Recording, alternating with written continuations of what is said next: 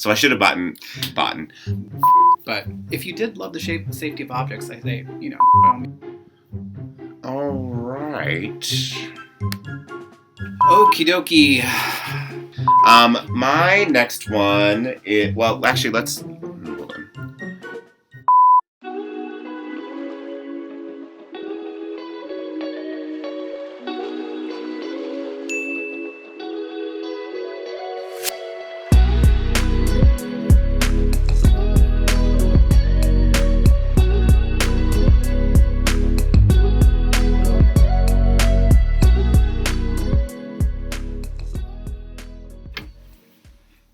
Hello again.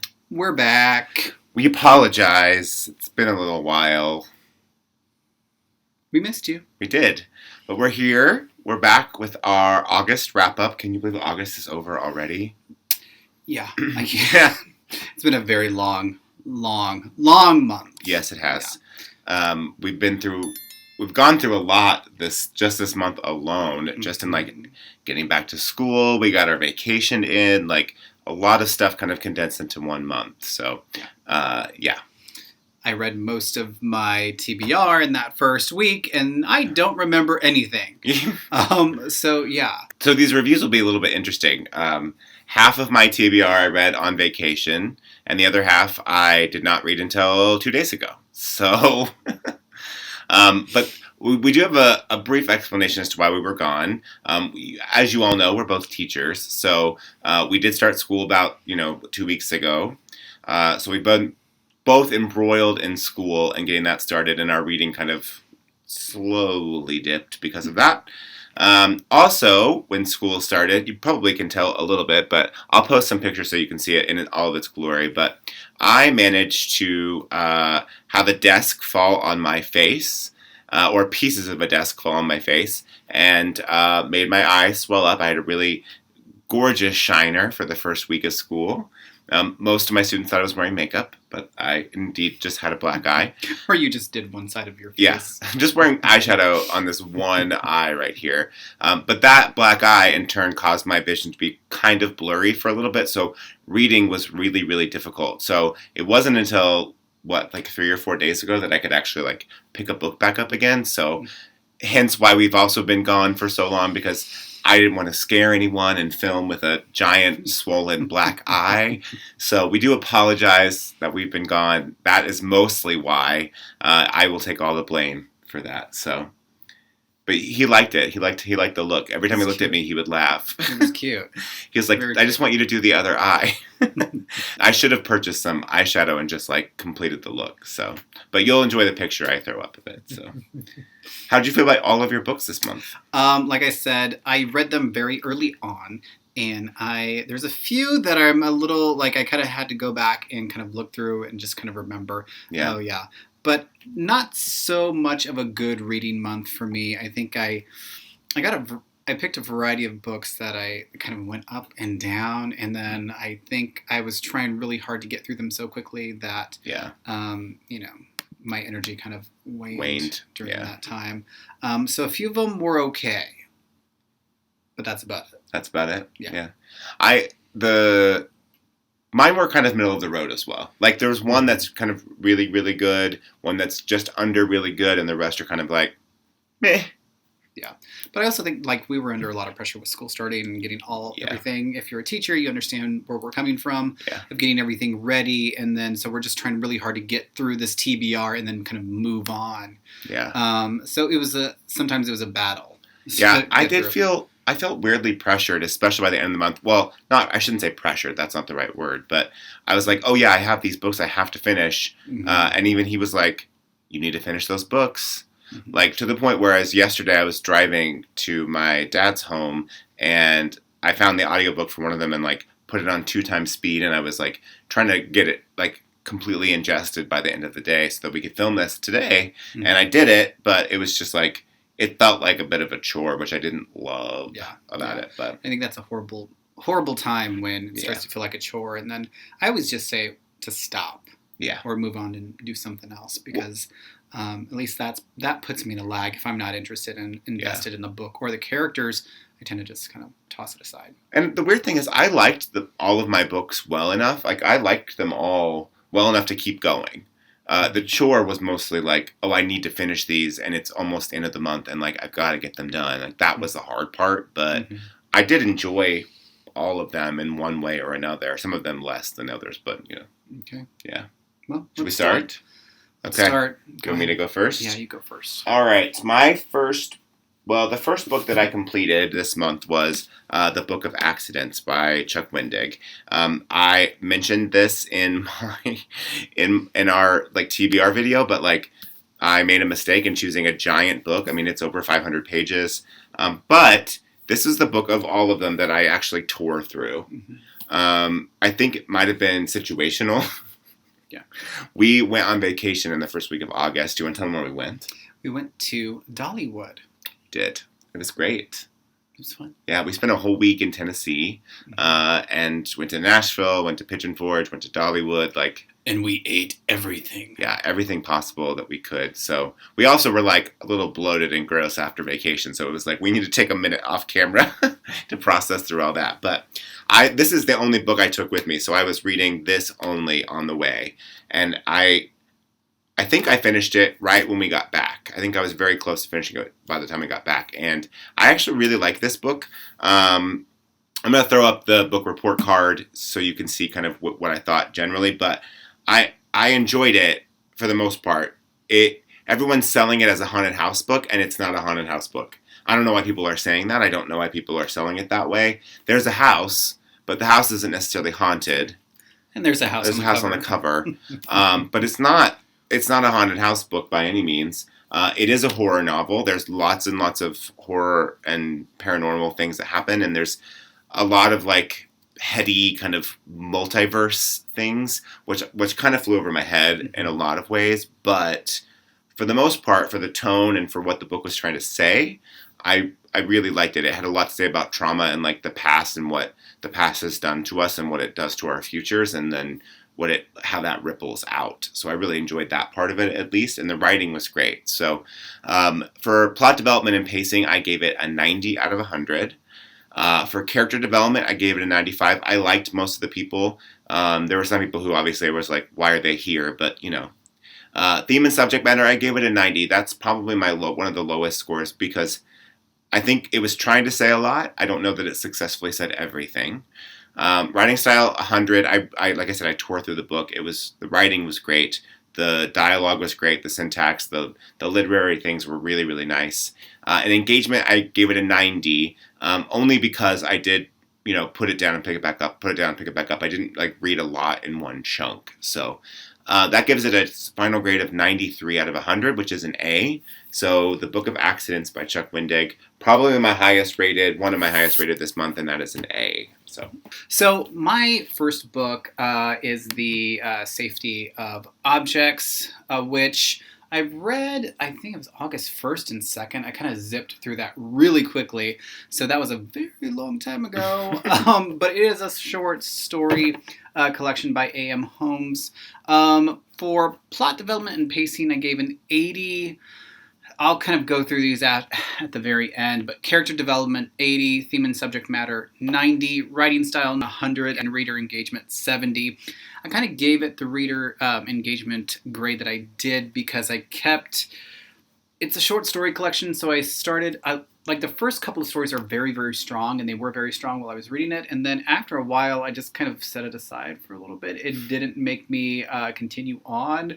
It almost felt like, okay, I got through one story, I can put it down now. It wasn't something that you can kind of zip through. And there were some characters that I absolutely liked, but the majority of them I just really didn't like too much. But I always say, hey, to each their own. So I gave that, out of a total of 100, I gave it 84. So that is The Safety of Objects.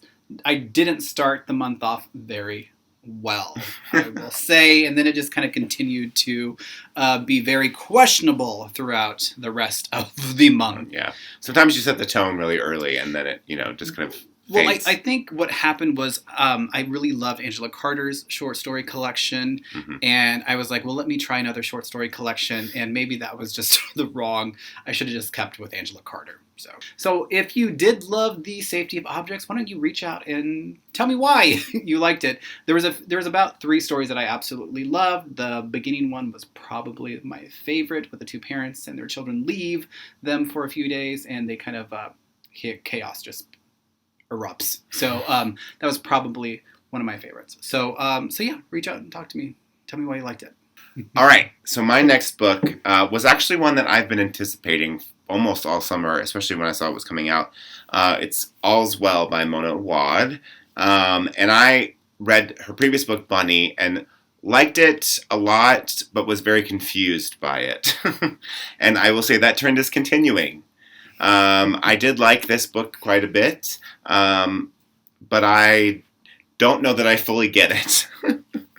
Which makes me feel like a dummy, and I hate it when I get to the end of a book and I'm like, what happened? I don't understand. It starts off fairly straightforward, and then kind of devolves into something where I don't fully understand what was happening, or what. I think I know what she was trying to say, but I don't understand all of the action of what happened. And it does wrap up in a way that I felt like, okay, I can kind of wrap my head around it. And then there's another chapter at the end that I was like, huh? What? I didn't get it at all. So for plot development and pacing, I gave it an 85 out of 100. It does move really well, and the plot is interesting, and the pacing is interesting, but it just takes some weird turns that I was like, oh, I don't understand. Character development, I gave it a 90. Your protagonist is not necessarily the most likable person in the world. And it's understandable that she's not likable. She's suffering from a lot of chronic pain, and that's a big part of the plot. And so she's not the nicest person in the world, but she is suffering, so that's probably part of it. Theme and subject matter, I gave it a 95. Ultimately, the book is about pain. And what it means to be able to feel something, and then what it means to be able to give that pain away, and what it feels like to be relieved of pain. The main character was an actress, and then is now teaching theater, and is trying to teach students how to enjoy Shakespeare and perform a Shakespearean play. And as a theater teacher myself, there was a lot to identify with here, a lot. But ultimately, I think it's like her students don't understand how to feel pain, and she feels nothing but pain. And so it's this weird exchange of how do you make them understand that. So for writing style, I gave it a 90.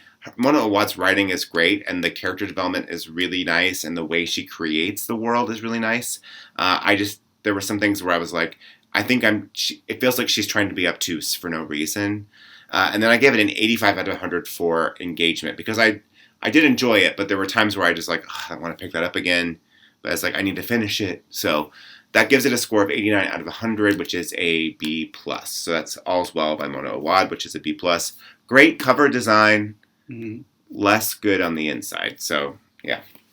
My next one is one that I took with us on our trip to Tennessee, and that is We Are Okay. That's my pick for you. This was your pick for me. I'm going to say out of all of the TBRs I had for August, this was probably my favorite one, and I think it got the best grade out of all of them. Maybe. I think it starts off very strong. Well, it started off very strong for me, and I connected very well with the character. It deals a lot with loneliness, and sometimes if you're boggled down with grief, you tend to want to close the world off and be alone, where sometimes I tend to want to do quite a lot. But then it's at the end of the day, you have to connect with people. You have to be able to reach out and let people know that that something is wrong, or that you are lonely, or that you need help. And I think that's what I kind of got out of this, because the ending was very emotional for me. If someone who doesn't like to ask for help a lot, as you know, I can vouch for that. Yeah, it's almost like it gives you permission, like you need to, because especially now in the past couple of years, we need to connect with each other, and not just with strangers, but with loved ones and with friends, because that's what we need. That's what the heart needs. So plot development and pacing, I gave it a 90. Character development, I gave it a 90. Theme and subject matter, 85. Writing style was 100. And my reader engagement was 90. A lot of the times, because I was reading this on vacation, I kept going back and forth into it, and sometimes I would start reading and get a little confused and then have to go back, and then I kind of put it away. And then sometimes I have trouble, and I've said this before, of books that go back and forth in time. I just want to get to the point of the story and then move on. And this book tended to do that, and going back and forth to where I was like, okay, come on, let's just hurry it up. So that's why I got some of the scores that I gave it. But at the end of the day, I gave it a 91 out of 100, which is an A-. I'm glad that you liked that one. I was surprised. It made me nervous. But... Well, when you showed it to me, I was like, But then once you get into it, I was like, oh, I know this. I know this young girl. I am this young girl. I think technically it's a YA book, which is what made me the most nervous about it. But does it read like a YA book? It doesn't even, no, because I think even if you're an adult, you would get a lot out of it. But I think it does, I don't know. I think I needed it at that time, and you gave it to me. So you're welcome. It's like I know you or something, Like you're like, yeah, you need this book right now. Yeah. Well, since you did mine that I gave you, I'll do yours that you gave me. Okay, thank you. Okay. So the book that David gave me this month as a surprise was She Begat This, The 20 Years of the Miseducation of Lauryn Hill. And this is my highest rated book this month. So I said this in the TBR video. I love that album so much. And if you also love that album or are interested in how that album was created, this is the book to read. It is not only engaging from a writing perspective, but it dives deep into not only the creation of the album, the release of the album, and the impact of the album, which I think should be, eternal. That album is iconic in every way possible, and it has not aged at all. Like, it's still, you can listen to it today and still find meaning in it or find yourself in it. For me, it takes me back to a certain period of my life, and so I, instantly think about that. But Joan Morgan does a phenomenal job of exploring the album and why it is so iconic to so many people. And so I loved this book. It's nonfiction, so it's a little bit harder to judge on our book report card, but for plot development and pacing, the pacing is great. I mean, it's short chapters, 100 out of 100. There aren't really any characters per se, but Joan Morgan does a really nice job of painting Lauryn Hill in a very positive light, whereas I think the media has done a very bad job of that. So I gave it 100 out of 100. For theme and subject matter, I mean, this is a perfect exploration, so I gave it 100 out of 100. Writing style was 90, only because I felt like I wanted the chapters to be longer. It's a small book. Yeah, it's very tiny. I wanted there to be more information here. That's the only reason. And then the engagement, I also gave 90 just because I wanted more, which I think is not a bad thing by any means. I wanted more out of this. I want this to be like a full giant book, That gives it a 96 out of 100, which is an A for me, my highest rated of the month. So both of our books we give each other are our highest rated. Yeah. Yeah. Joan Morgan she's a fantastic writer. If you, I don't know, I think if you are interested, look up her other books, because I think she's just a fantastic writer that doesn't get a lot of attention. Mm-hmm. I agree. So. Yep. Okay, my next book is The Vegetarian. I have to tell you that a lot of people reached out on Instagram and on our YouTube channel and discussed. Were happy and scared that I was going to be reading this. They didn't really tell me a lot about what to expect. They just said, just wait. Mm-hmm. And I probably should not have been reading this late at night. I have trouble sleeping sometimes, so if I wake up, I'll start to read. And this is one of the books that I just kind of gravitated to at 2 or 3 o'clock in the morning, which probably was not the best thing.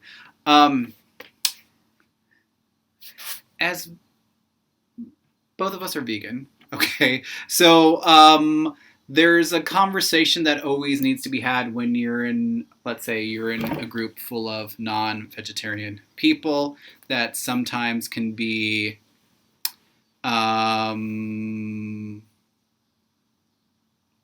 conversation can steer towards a negative, or all of a sudden you have to, you're questioned about, why you are doing this, or why you're a vegetarian, or why, but you can eat chicken or you can eat eggs, right? It's always that conversation. And then sometimes it makes people very irate if you're not eating meat. And so I kind of took my own kind of views and kind of stamped it on this book. It was, I'm going to say, out of all the books that I read this month, this is probably the most challenging to get through. But I like the fact that there are 3 components to it. You kind of look, the very beginning is kind of like the main character's version of it, and then it kind of looks at each part of the book is kind of like one part of her family that kind of deals with her and just her decision to become a vegetarian one day, and things just kind of escalate from there into some sort of kind of like a madness of some kind that kind of rocks this family apart, and strange things start to happen. For plot development and pacing, I give it a 90. For character development, 100. I really did like her as a main character, and I liked her sister incredibly. But there wasn't so much of the sister, and I wish there was more of the sister in it because I really liked her a lot. Theme and subject matter, a 90. Writing style, a 90. Reader engagement, a 75. There were some times when I got to a point where I was like, what? And then I had to go back a few pages to say, I don't think I got that. And then having to go back and read it, which, sometimes can be good. But with this, I just wanted to keep the pacing kind of going towards the end. And I felt like I had to go back several times and kind of reread some things. So the total grade, if that makes any sense, I don't think that made any sense. But the final grade I gave it was an 89, which is a B+. I got through it.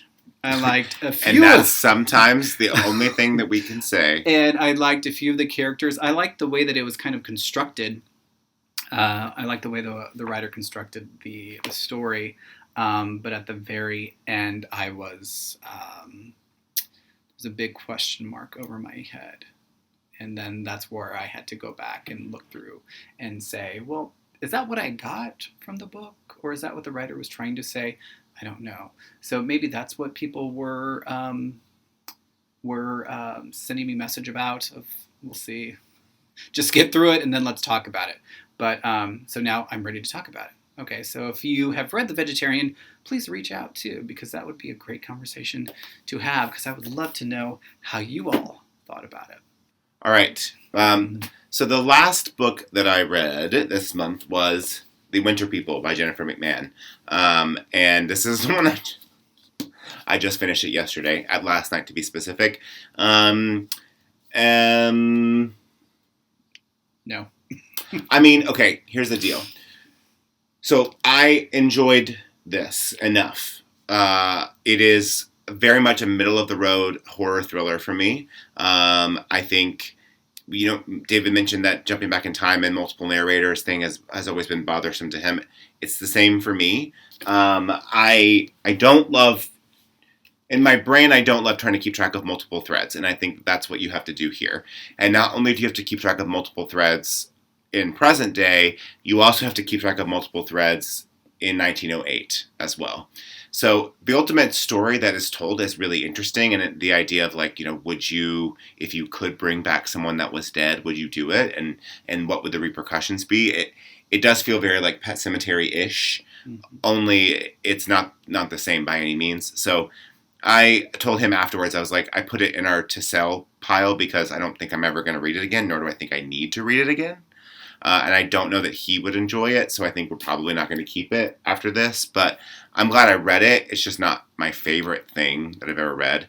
And I'm now more tentative to read her other novels after reading this. Because if this is the style and this is what to expect, what I should expect, then I'm nervous about reading the rest at this point. But For the book report card, I gave it a 90 out of 100 for plot development and pacing. I think the plot is interesting and the pacing moves quickly, which is great. It's just trying to keep track of all those threads. 75 out of 100 for character development. There's only one character in here who I actually really liked. Everyone else doesn't get enough time to be developed because you're going back and forth so quickly. Like, you don't really get enough time to really know one character. So that was hard. 80 out of 100. I think the theme is interesting and the subject matter is interesting, but I just don't feel like she tackled it well enough in this book. Mm-hmm. Writing style, I give it 90 because the writing is engaging. And then engagement, I give it an 80 because I did struggle to finish it, admittedly. So that gives The Winter People an 83 out of 100, which is a B, and that is my last book of the month. Okay. So. My last book of the month was Lee Smith's Oral History. I had to go back and forth with this book. I'm going to say I liked it. Did I love it? No. For plot development and pacing, I gave it an 80. For character development, a 90. For theme and subject matter, a 90. Writing style, a 90. And reader engagement, an 85. Now let me kind of go through that. I mean, it is an oral history of one family in the South. And we kind of follow this kind of young grad student. She kind of comes to visit her family, and she's trying to take the oral history of this specific family on this land. And then we kind of go back. We go back in time to the very beginning of that family, and we kind of go through the history of that family, which was good at times. It was. I mean, there was some times where I was like, okay, fine, that's fine, whatever, let's move on. But it was hard to get through. You also read that when we were on vacation too. You had that with did you. I think so. Okay. When we were in Tennessee. I don't remember. See, I don't even remember. But I thought the idea of it was good. I don't think that the characters, like the main girl who's this grad student who comes back, we get a piece of her at the very beginning. So we're kind of looking at it through her eyes, and then all of a sudden the direction kind of changes of the novel, and then we just kind of follow each character in this family. And then we kind of come back to her, and then so you kind of think that it's going to be her story, and there's a lot of things that is discussed about her in the first kind of chapter, and then we don't go back to it, which I thought was really interesting until the very end, and then she kind of leaves, and she's like, okay, I did my job. I'm going to go back. So I thought that was kind of odd. So maybe that's why I had a big problem with it. So it just didn't seem like there was much of a plot, as opposed to just kind of looking through somebody's family album. Like just a collection of stories, right? Yeah. Essentially. Yeah. Okay. So, and then you just go generation by generation, which is, I think, a very good idea. But it was just, there was a few characters. Most of the characters I just didn't really care for. So. Okay. Well, there technically is one more book, but it was on my TBR and I didn't finish it, and that is Goblin by Josh Malerman. It's not that I DNF'd it because I didn't like it. I DNF'd it because I couldn't read.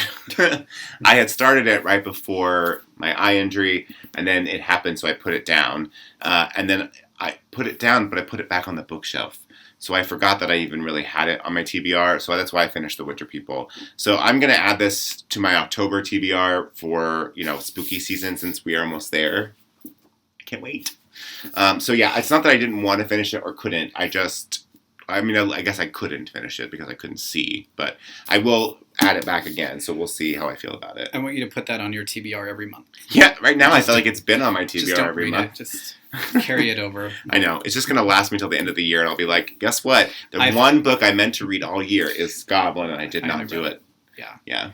So let's do a quick review. I'm going to go through my books in order.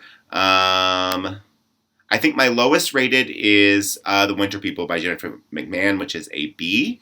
And then I have All's Well by Mona Awad, which is a B. And then I have The Book of Accidents, which is an A, 93 out of 100. And then my last one is She Begat This by Joan Morgan, which is also an A, 96 out of 100. Mm-hmm. So let's see. You ready for yours? Ready. So oral history, I gave a B. Safety of objects, also a B. The vegetarian, a B plus. That may change. And we are okay as an A minus. That was probably my favorite for the month, which was chosen by you. Both of our favorites were chosen by each other, so there's that too. That's not a coincidence either. It just kind of happened that way. No. Yeah. Good month overall. I mean, not good, I guess. Our scores were a little low, but it was up and down this whole month. Yeah. So it was just, I don't know. I think it was probably, since we started this channel, probably, at least for me, anyway, one of the worst reading months thus far. It was a tough month, and for a lot of extenuating circumstances, obviously, with a lot of things going on in our lives. But I'm glad that we got through the books that we said we were going to get through. That's that's an important milestone. What are you looking forward to? Don't give anything away to your reading for next month. I am looking forward to. I've decided to take it a little bit easier on myself. Mm-hmm. You look at that's a giant stack of books. I mean, Mm-hmm. or a giant stack of pages. So I'm definitely allowing myself a little bit of. I'm relaxing my choices a little bit. Mm-hmm. I'm choosing shorter things. Mm-hmm. So what about you? I think the same. I think right now with all the teaching that I'm doing, that I'm going to need to escape. Mm-hmm. So that's my number one. That's at the top of my list. Books that are going to help me escape, or that are going to be easy to get through, that are going to kind of have good story developments and just take me on a ride. That's what I'm looking for. I'm also, because it is September coming up, I'm also just dipping my toes in the waters of spooky season a little bit and trying to get some. I'm not doing full on horror. I don't think I want to do full horror yet. I think I'm just gonna just a light smattering of Mm-hmm. Yeah. I'm saving all the witches for October. Yeah. So I think October is gonna be my your witchy month. Witchy month. Yeah. Well, I'm so glad that you came back. This is our August wrap-up, so thank you for coming back and tuning in and joining us. And leave your thoughts below if you've read any of these books that we read, because we'd like to have a conversation with you about that. Mm-hmm. You can also check out our Instagram. At @shelf_possessed. Great photos and reviews of our books. If you haven't already, like the video, comment below, subscribe if you haven't. Share the video with anyone that you think may enjoy it. We're also going to put links in the description for all the books if you want to purchase them. Mm-hmm. So there are copies available on Book Depository if you want to support that. Mm-hmm. Also, we're going to link a couple of our local bookstore, The Raven, just actually moved to a brand new location. So I want to link to their site as well. So if you'd like to support our local bookstore, you can purchase from them as well. They're great. So, and then we'll be back, in 2 short days with our September TBR. So you're going to see us again very soon. Maybe. I mean, we already know what we're reading, so we're just going to have to share with you at this point. So, surprise, surprise. Thanks for coming back again, and we will see you in the next one. Bye.